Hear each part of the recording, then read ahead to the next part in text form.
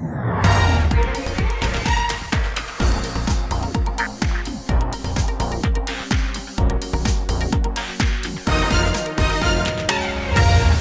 mademoiselle, monsieur, bienvenue à Metro News. Voici les principaux titres qui seront développés aujourd'hui. Paralysie totale des activités dans la région métropolitaine de Port-au-Prince suite à l'appel à la grève lancé par le syndicat des chauffeurs qui protestent contre la hausse des prix des produits pétroliers.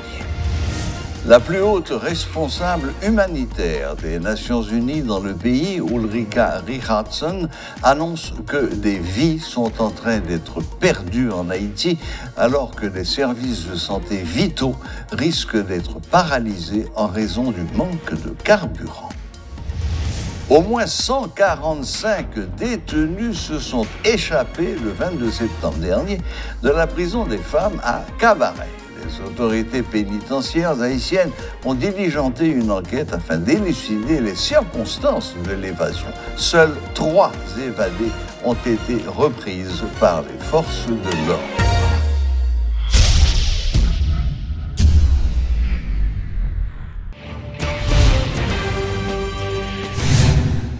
Comme nous l'avons dit en titre, les activités économiques qui étaient déjà au point mort dans la région métropolitaine de Port-au-Prince sont totalement paralysées suite à l'appel à la grève lancé par le syndicat des chauffeurs. Ce mouvement de grève d'une durée de 3 jours a pour objectif de dénoncer la hausse du prix de l'essence. Ariel, où est son monde qui suspend monde? Tant qui voit problème peuple là, tant li ouais peuple là c'est tant qu'on pile fatra. Li même jodi a la travail pour oligarque corrompu ya. Parce que jodi a moun sa te dit tout autant gaz la pas monter pas jamais gen gaz dans pompe. Là nous mettre barricade yo dit que c'est gang nouye, c'est voler nouye. Jodi a n'a dit Ariel c'est bien compté, mal calculé. Quand groupe mette Ariel pour le faire ça l'envie. Parce que jodi a nous-mêmes femmes pour garçons en dans pays nous avons grand bagay n'a dit Ariel, tirer la référence parce que peuple a des problèmes logement sociaux, il y a problème de l'eau potable, il y a tout problème du monde. Jodi à la Lagonave, on sac du riz à vendre $1,200, on galon l'huile à vendre $600. Nous pas capable encore parce que jodi à ou on gaz cap vendre dans galon à $600. Par exemple, lundi 3 octobre, l'école a ouvert. Moun qui est petit, comment ils vont le faire? Jodi a n'a dit Ariel la gepio son seul bagay n'a dit Ariel. Nous pas aucun monde qui va négocier Ariel. C'est peuple qui va négocier Ariel. Le journée jodi a n'a dit Ariel. Quitte li vend gaz là, 50 cob nous pas mettre li pral. Quitte li vend ni 5 cob nous pas aller. Nous pas mettre nous pas connait, nous même militaires nous pas connait Ariel. Ariel allait jodi à Jopal, l'aller demain à Jopal. Nous dit à cause gaz ça, pas de l'école, là il a commencé l'autre. C'est même là que ça yo, les gens ont 15 gouttes sur gaz qui prend la rue, ils dit non. Ils même tué Jovenel pour ça. Quand on a dit il y a plus que 300 gouttes sur gallon gaz. Ça dit c'est eux même qui disent. Grève pour qui ça? C'est eux même qui mettent d'Haïti. Nous la rue chaque jour. Chaque jour la rue. Haïti tout Ariel parle avec Majorie Michel, André Michel, Tobé Alexis Michel, Sorel Michel, Ariel Henry Michel, nous pas bailler la rue à vague. Parce que nous-mêmes, plan ça, nous-mêmes, nous connaissons déjà. Ça veut dire que Ariel quitte le gouvernement, quitte le pays, la jeunesse sans chance, parce que le pays, c'est pas nos liés, c'est sans nos liés, c'est force, c'est courage, c'est ça, bon Dieu, nous pour nous vivre, pour nous manger, pour nous capable boire. Nous disons ça, Ariel, bail pays avec, si pas bail pays avec, pays a crasé la boule, nous avons mouru sous conscience. Ok, ou pas l'aise dans la vie.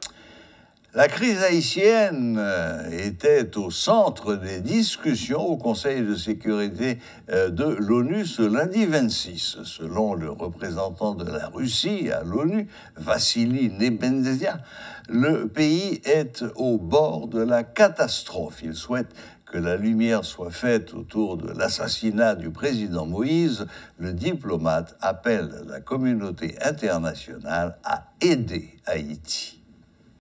Le résultat prévisible de cette situation, ce sont des manifestations provoquées par la décision du gouvernement de supprimer les subventions sur le carburant et les désordres à grande échelle qui accompagnent ce phénomène, les appels à la démission des dirigeants du pays.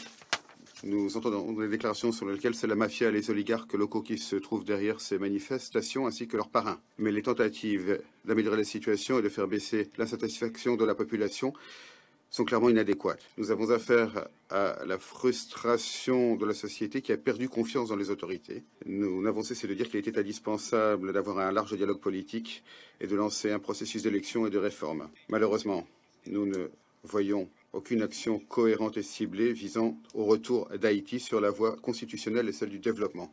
Nous sommes particulièrement déçus par le fait que les acteurs extérieurs qui disposent véritablement de levier du pouvoir à Port-au-Prince ne prennent pas de mesures visant véritablement à régler la crise dans le pays. En fait, ils ignorent ce qui se passe. Nous connaissons tous la difficile histoire d'Haïti, nous savons de quoi il s'agit. Les appels à se tenir aux côtés d'Haïti, lancés depuis la tribune de l'Assemblée générale, ne suffisent pas. Il faut faire des efforts pour que l'assassinat du président Moïse, il y a 14 mois, soit enfin élucidé.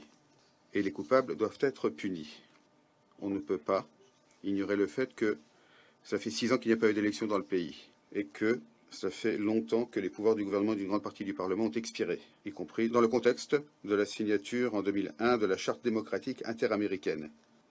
Mais des problèmes bien moins graves dans d'autres régions suscitent les critiques et les menaces des membres du Conseil. Je crois que vous devez être honnête et soit appeler un chat, soit reconnaître que vous appliquez le 2 poids 2 mesures concernant différents pays à l'ordre du jour du Conseil. Madame la Présidente, la communauté internationale doit véritablement corriger ses erreurs, définir les véritables besoins des Haïtiens et définir les moyens de véritablement les aider. Sans ingérence dans les affaires intérieures du pays, qui, comme le montre l'histoire, ne mène pas au résultat désiré. S'agissant le projet d'instauration de sanctions ciblées contre les chefs de gang, nous sommes prêts à l'examiner. Il est indispensable d'interdire aux chefs de gang l'accès au financement et d'empêcher leur déplacement. Mais la question, c'est de savoir dans quelle mesure ces chefs de gang utilisent les comptes étrangers, les voyages à l'étranger. Est-ce que ces sanctions ciblées contre eux permettront vraiment de modifier la véritable situation dans le pays où les chefs de bande se sentent comme chez eux?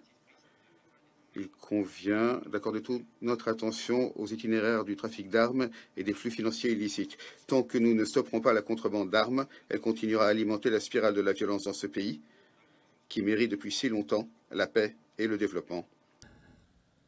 Des vies sont en train d'être perdues en Haïti alors que les services de santé vitaux risquent d'être paralysés en raison du manque de carburant, selon la plus haute responsable humanitaire des Nations Unies dans le pays.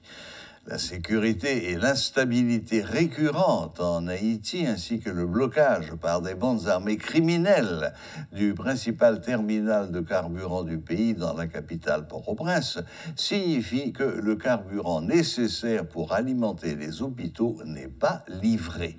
En outre, de nombreux membres du personnel de santé sont dans l'incapacité de se rendre au travail et de prodiguer des soins aux patients. La situation actuelle a également un impact négatif sur le réapprovisionnement en médicaments et en intrants médicaux.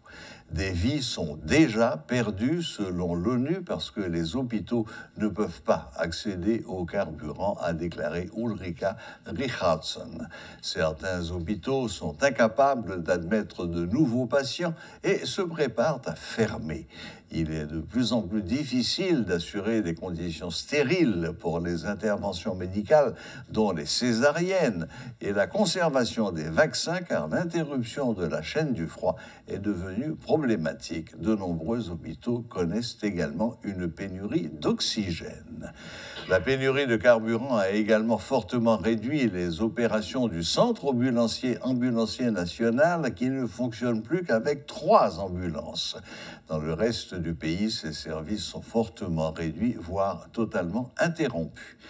Le Fonds des Nations Unies pour l'enfance, l'UNICEF, estime que plus de 22 000 enfants de moins de 5 ans et plus de 28 000 nouveau-nés risquent de ne pas recevoir les services de santé essentiels au cours des 4 prochaines semaines.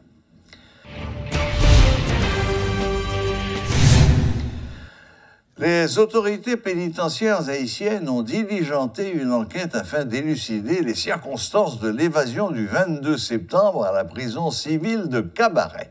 Au moins 145 détenus se sont fait la belle lors de cette première évasion d'une prison de femmes. Seuls 3 évadés ont été capturés par les forces de l'ordre. Cette structure pénitentiaire ne compte que 185 détenus, essentiellement des condamnés.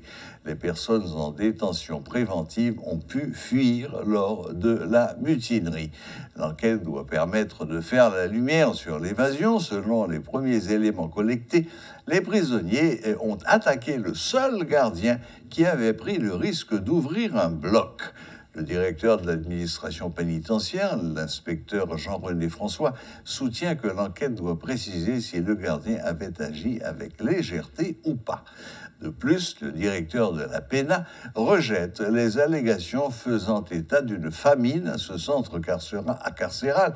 Il confirme que les prisons reçoivent régulièrement les rations alimentaires pour les détenus. Toutefois, il déplore l'absence de sources d'énergie dans ce centre, ce qui a rendu dysfonctionnel le système de caméra-surveillance et celui de radiocommunication. Les autorités expliquent également que le centre n'a pas été attaqué par des groupes armés de la région. Oui, c'est une évasion spectaculaire qui était faite au niveau de prison civile et Cabaret, côté que sur un effectif de 230 détenus, nous avons 145 qui sont arrivés sauvés. Non, nous n'avons pas des éléments probants qui t'a non droit dit que c'est attaqué, ils ont attaqué prison. Sauf que, première appréciation du fait, fait nous comprendre que, normalement, ça a découlé de peut-être une erreur d'appréciation de la part de nos agents qui étaient sur place. Et puis voilà, donc, détenus ont profité là pour faire ça, faire. Mais, nous pas qu'à déclaré péremptoirement que la prison n'a subi aucune attaque venant de l'extérieur. C'est un blessé, mais pas d'échange de tir. Ou qu'à blessé par n'importe l'autre arme, qui part en marche, donc, mais pas d'échange de tir à ce que je sache. Jusqu'à présent, c'est une enquête qui est en cours, donc c'est une enquête là qui a établi tout élément ça. Mais et nos premières appréciations sur la question, par laisser nos prêtres et des rails. Et nous récupérons 3 toujours. Et c'est un 4e qui peut-être à l'occasion de fuite et il était tombé et puis il était mort. Donc c'est mon population qui était ramassé cadavre pour le rapatrier dans la prison. L'enquête tentaculaire sur le trafic d'armes impliquant l'Église épiscopale se poursuit. La police judiciaire continue ses investigations, ce qui irrite l'avocat de cette congrégation, maître Samuel Madistin. Celui-ci dénonce les actes judiciaires des enquêtes de la direction de la police judiciaire, les qualifiant de contraires à la législation. Pour le juriste, les autorités ne respectent pas la loi en refusant de confier les investigations uniquement à un juge instructeur. Un commis et un comptable de l'Église ont été arrêtés vendredi dernier. Maître Madistin soutient qu'il n'a pas été informé des chefs d'accusation retenus contre ces nouveaux inculpés. Il critique également la méthode de la police judiciaire qui a laissé entendre que des documents importants ainsi que des matériels et équipements ont été emportés dans les bureaux de l'Église. Il croit qu'un juge instructeur est plus en mesure de mener une enquête objective. Voilà, la boucle est bouclée. Merci de nous rester fidèles. Très bonne semaine à toutes et à tous et à la prochaine, même heure, même chaîne.